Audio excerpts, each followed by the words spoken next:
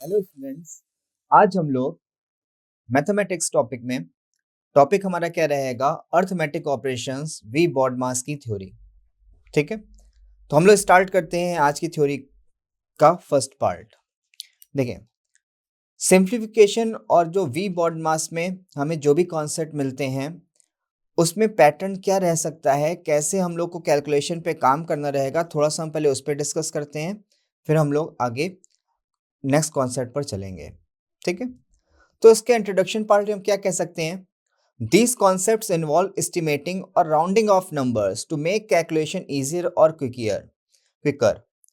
यहाँ पे जो हमारी कैलकुलेशंस होती है हम उसको राउंड ऑफ कर सकते हैं जिससे हमारी कैलकुलेशन इजी हो जाए। जैसे हमें कहीं पे दे रखा है 3.1789, हमें ये कैलकुलेशन दे रखी है। अब हमें अगर हम इन 5 डिजिट को किसी भी नंबर से ऐसे मान लेते हैं हमें 12 से मल्टीप्लाई करना है तो हमारी कैलकुलेशन बहुत लेंदी हो सकती है। तो हम क्या कर रहे हैं? राउंड ऑफ कर रहे हैं। राउंड ऑफ कैसे करेंगे? देखें, ये डिजिट अगर 5 से छोटी डिजिट आ रही है तो हमें नेक्स्ट डिजिट में कोई चेंज नहीं करना है। अगर 5 से बड़ी डिजिट आ रही है तो नेक्स्ट डिजिट को हम एक बढ़ा देते हैं। तो यहाँ पे जैसे 9 है, 5 से बड़ी है तो हम नेक्स्ट डिजिट को एक बढ़ा देते हैं। तो ये हम क्या लिखेंगे? इसे 3.179। अगर हम इसको डेसिमल के बाद 2 डिजिट में कन्वर्ट करना है, सेम प्रोसेस हम फिर से रिपीट करते हैं। यहाँ पर 9 आ रहा है तो नेक्स्ट प्लेस को हम 1 से बढ़ा देंगे, तो हम इसे लिख सकते हैं 3.18। तो हम 12 से मल्टीप्लाई करेंगे तो हम नियर अबाउट आंसर तक अपने पहुंचेंगे। तो कैसे हम अपनी कैलकुलेशन को शॉर्ट कर सकते हैं राउंड ऑफ करके, हमें इस पॉइंट में ये बताया गया है। In real world scenarios exact calculations may not always be necessary. हमारे पास हमेशा एग्जैक्ट कैलकुलेशन इंटीजर फॉर्म में ही नहीं मिलेगी। कभी कभी हमें ऐसा हो सकता है कि हमें अप्रॉक्सीमेट आंसर निकालना पड़े, कभी कभी ऐसा हो सकता है फ्रैक्शन के फॉर्म में आ रही है और कैलकुलेशन हमारी पूरी कंप्लीट डिविजिबल नहीं हो रही है। ठीक है, तो वहां पे हम अप्रॉक्सीमेट आंसर्स भी फाइंड करते हैं। ठीक है, अब अप्रॉक्सीमेशन क्या है? अप्रॉक्सीमेशन के बारे में देखते हैं। Approximation is the process of finding a close value of quantity, number और एक्सप्रेशन।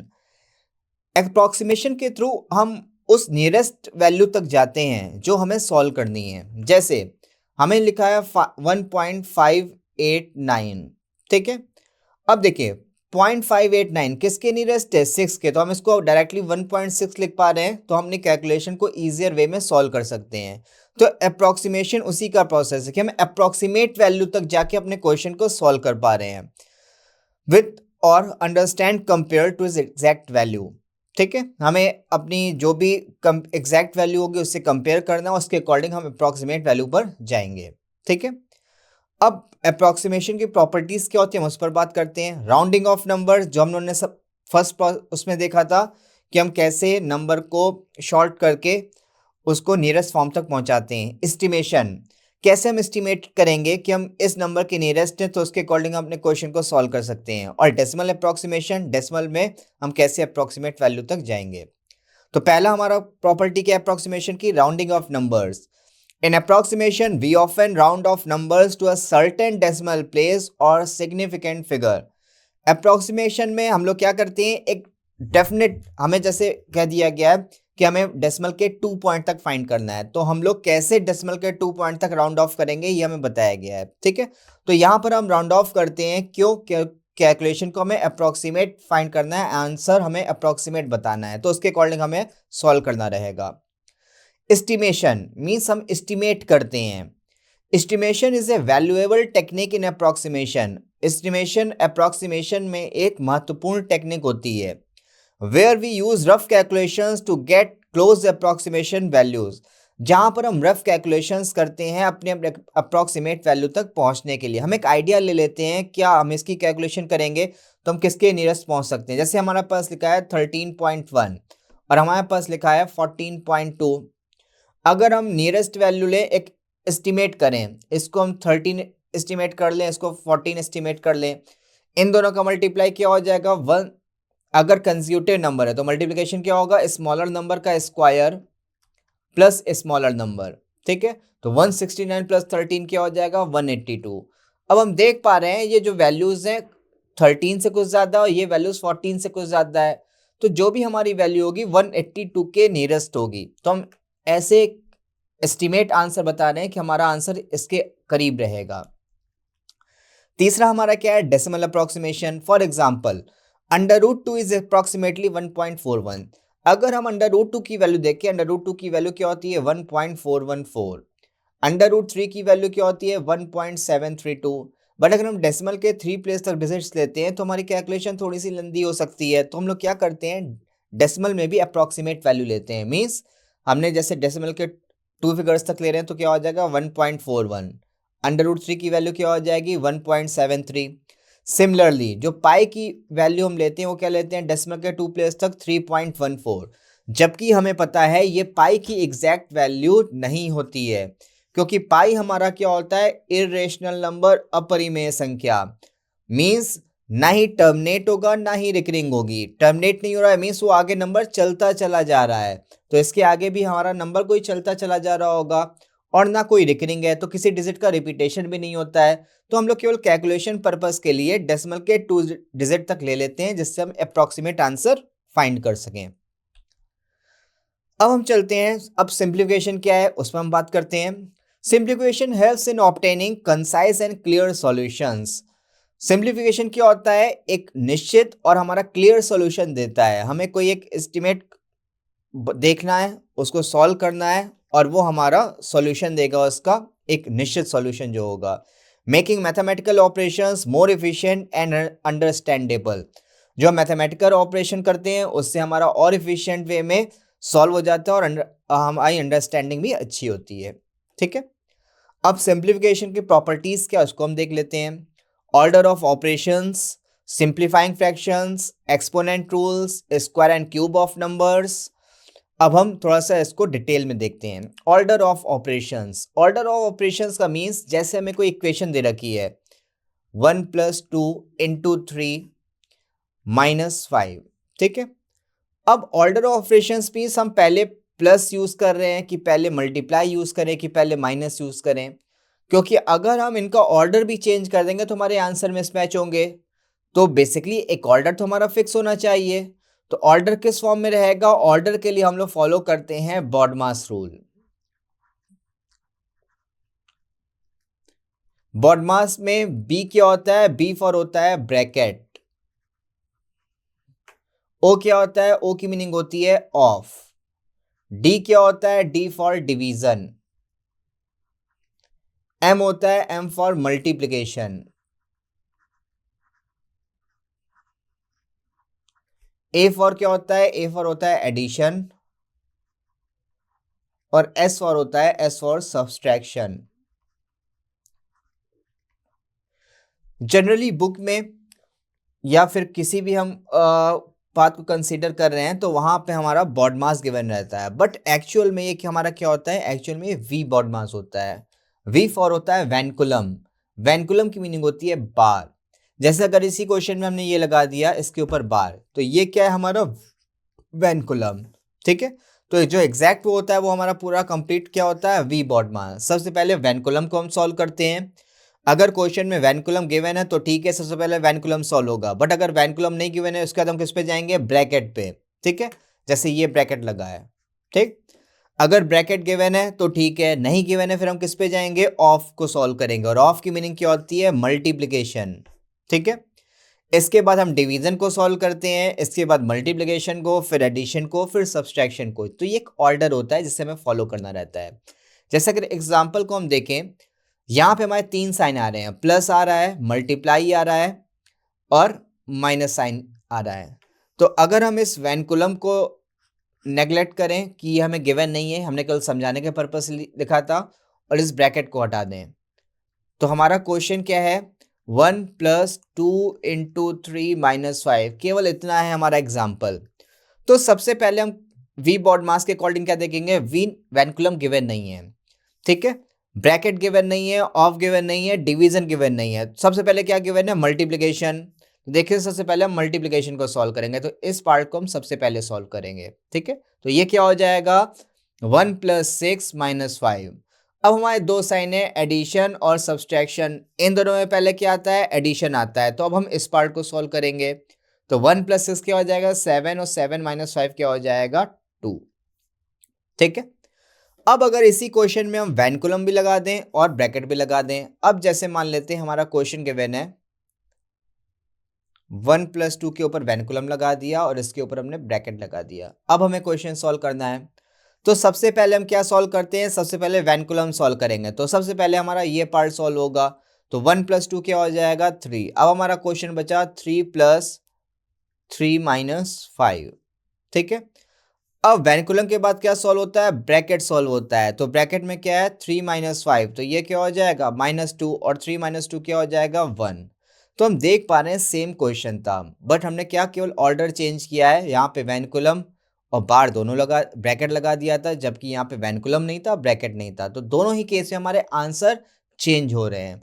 तो जब भी हमें क्वेश्चन सॉल्व करना है, हमें वी बॉड मास रूल को फॉलो करना है, जहाँ पे वी हमारा क्या है वैनकुलम है, बी क्या है ब्रैकेट है, O means of, D for division, M for multiplication, A for addition, S for subtraction.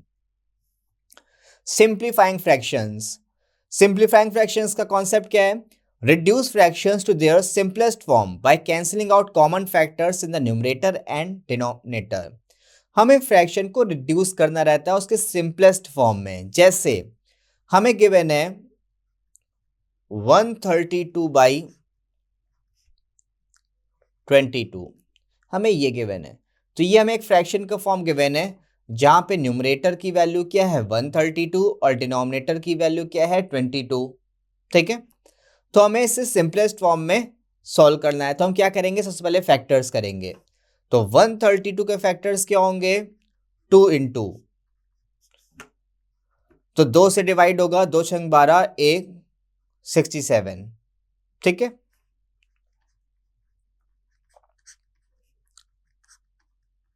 दो छंग 12, तो क्या आ रहा है 66, ठीक। अब 66 फिर से 2 से डिवाइड होगा, या फिर हम ऐसे कह सकते हैं 66 को हम लिख सकते हैं 11 × 6, और 6 को क्या लिख सकते हैं 2 × 3, और एक 11 और है। तो ये हो गए 132 के फैक्टर्स। 22 के फैक्टर्स करें तो क्या हो जाएगा 2 × 11।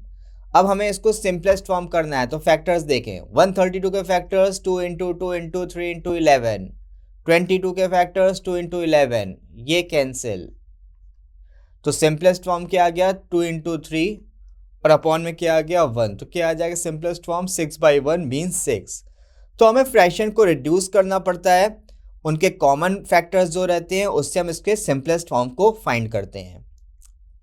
थर्ड पार्ट क्या कह रहा है, एक्सपोनेंट रूल्स। एक्सपोनेंट रूल्स क्या है, हमें पावर के फॉर्म में क्वेश्चन को कैसे सॉल्व करना है वो बताया जाता है। जैसे अगर हमारे यहाँ पे देखें बेस सेम है, a की पावर m इंटू a की पावर n, अगर बेस सेम है तो पावर्स हमारी ऐड हो जाती हैं। फॉर एन एग्जाम्पल, जैसे हमें दे रखा है 2 की पावर 2 इंटू 2 की पावर 3, ठीक है।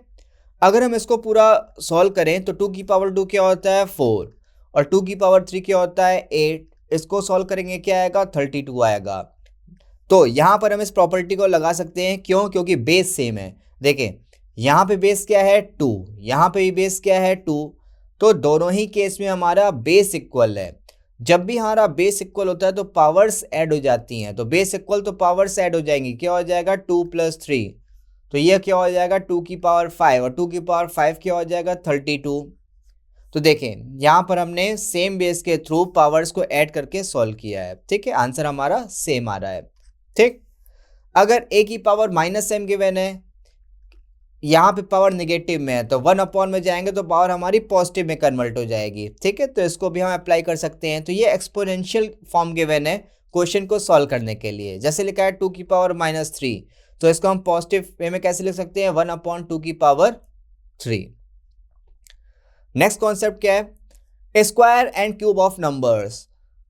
Learn the squares and cubes of common numbers up to a certain range of simplify calculation। अगर हम अपनी कैलकुलेशन को सिंप्लीफाई करना है और उसको हमने स्पीड बढ़ानी है, तो हम कुछ कॉमन नंबर्स के स्क्वायर और क्यूब याद कर लें तो हमारे लिए सबसे बेस्ट रहेगा। अगर हम स्क्वायर की बात करते हैं तो हमें एटलीस्ट 30 तक के स्क्वायर याद होने चाहिए, और अगर हम क्यूब की बात करते हैं तो हमें 1 to 20 तक के क्यूब याद होने चाहिए। अगर इतने स्क्वायर और क्यूब याद हैं तो अपनी कैलकुलेशन को और अच्छा कर सकते हैं और इसमें अपनी स्पीड और बढ़ा सकते हैं। अब किस टाइप के क्वेश्चंस बनते हैं सिंप्लीफिकेशन में, हम उस पर बात करते हैं। राउंडिंग ऑफ एंड एस्टिमेशन, कैसे हम राउंड ऑफ करेंगे जो भी हमारा नंबर गिवन है और कैसे एस्टिमेट करके अपना आंसर फाइंड करते हैं।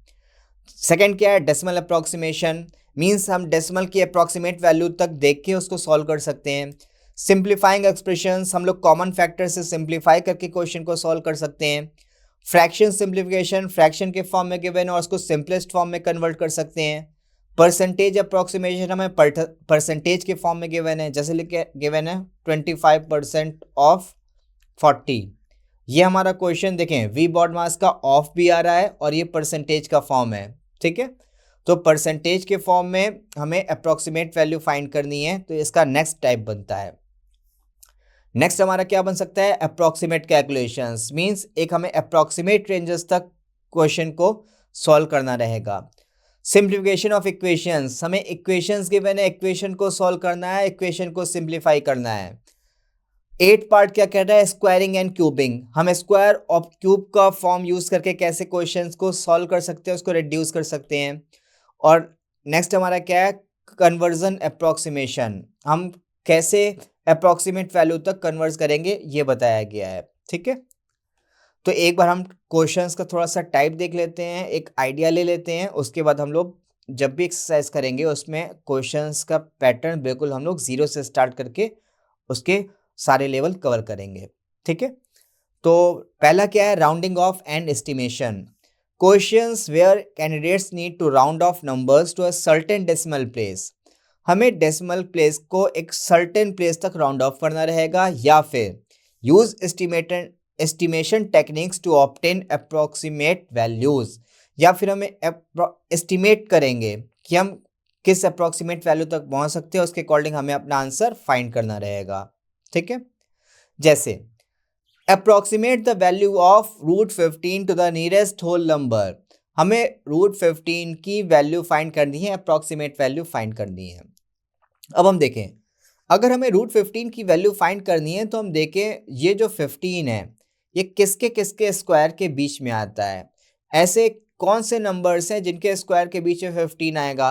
देखें 3 का स्क्वायर क्या होता है 9, 4 का स्क्वायर क्या होता है 16, तो 9 और 16 में से किसके नियरेस्ट है 15, ये नियरेस्ट है 16 के, भाई 15 के बाद 16 आएगा, ठीक है। तो अगर हमें अप्रॉक्सीमेट गेस करना है तो हम इसको क्या लिख सकते हैं, √16, और √16 क्या होता है, किसका स्क्वायर रूट 4, √16 का स्क्वायर रूट होता है 4, ठीक है। तो हम नियरेस्ट वैल्यू तक गए, उसकी वैल्यू फाइंड करके भी हमने क्वेश्चन को सॉल्व कर सकते हैं, ठीक है।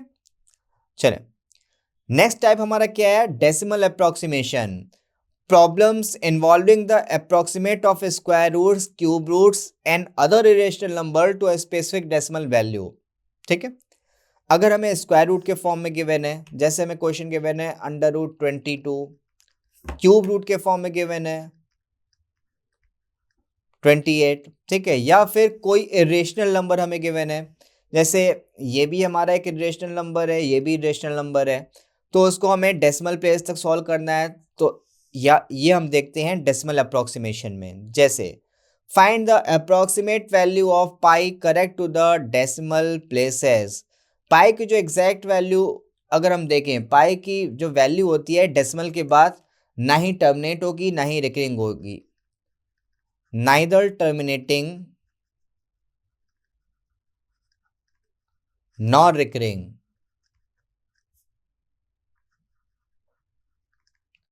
तो पाई की जो अप्रॉक्सीमेट वैल्यू लेते हैं, क्या लेते हैं 3.14, तो इसके थ्रू अपने अप्रॉक्सीमेट वैल्यू सॉल्व करते हैं, ठीक है।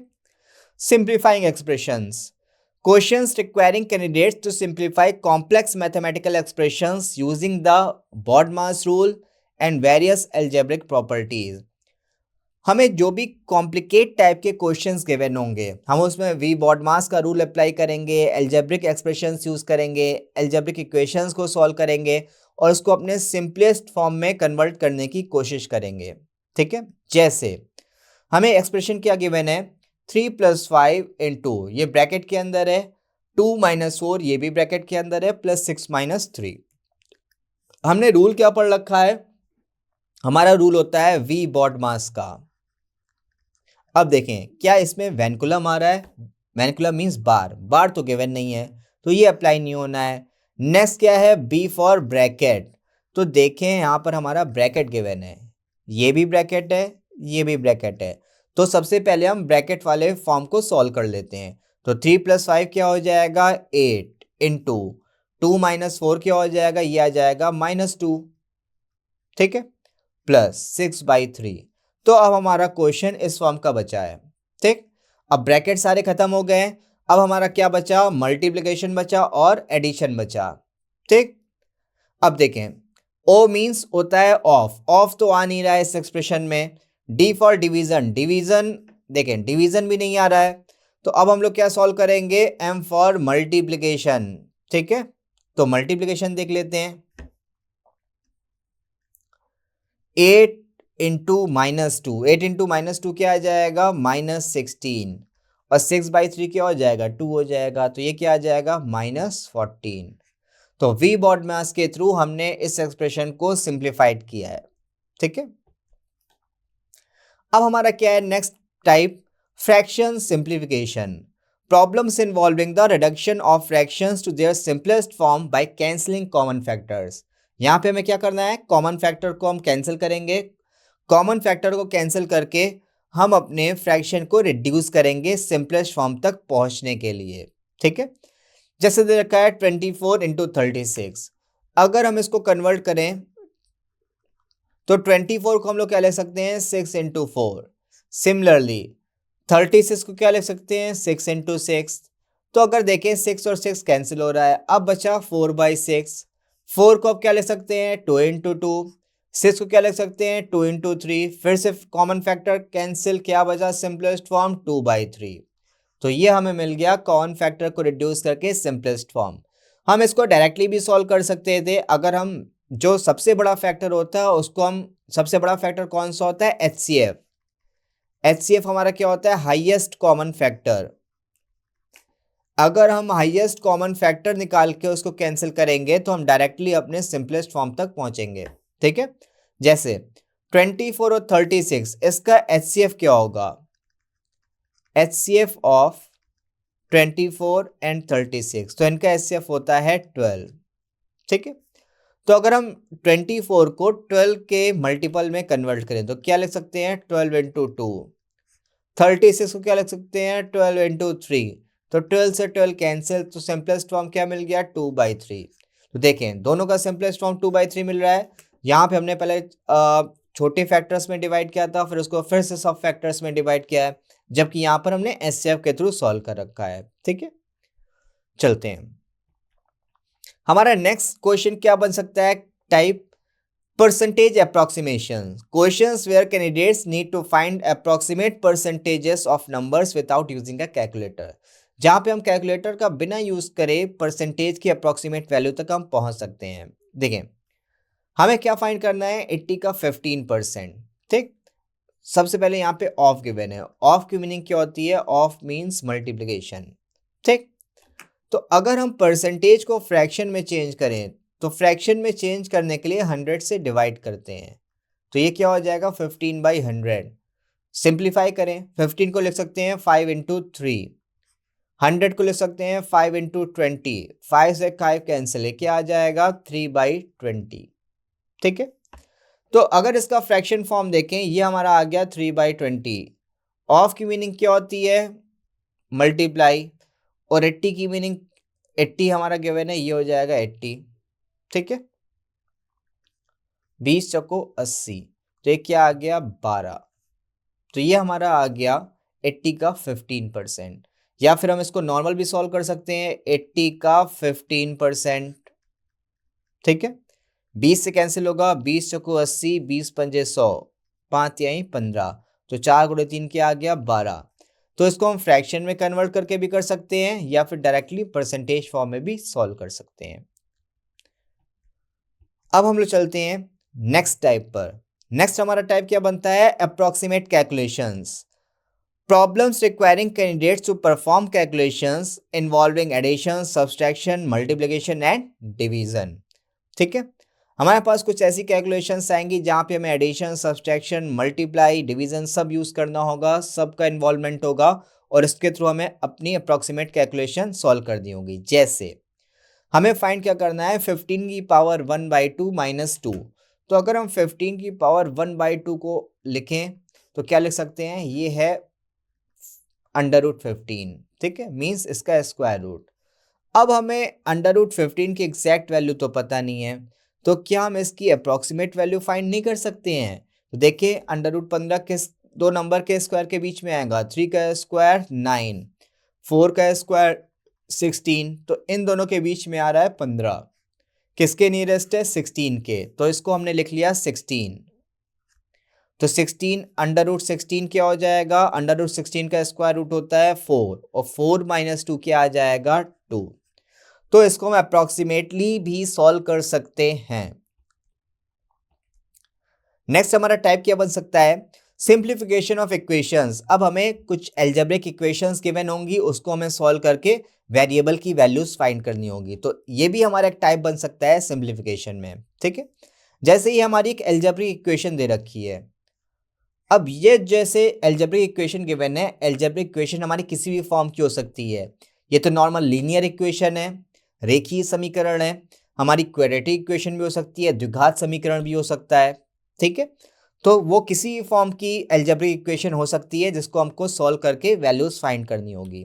तो यहाँ पे अगर हमें x की वैल्यू फाइंड करनी है, यहाँ पर 5 है प्लस साइन के साथ, तो जब अपोजिट साइड जाएगा तो नेगेटिव साइन के साथ सॉल्व होगा, तो ये हो जाएगा 17 - 5। तो 2x की वैल्यू क्या आ गई, 12। तो यहाँ पे x की वैल्यू क्या आ जाएगी, 12/2 मीन्स 6। टाइप्स ऑफ क्वेश्चन में हमारा नेक्स्ट पैटर्न क्या बन सकता है, squaring and cubing. Problems involving the simplification of square and cube expressions to obtain the final result.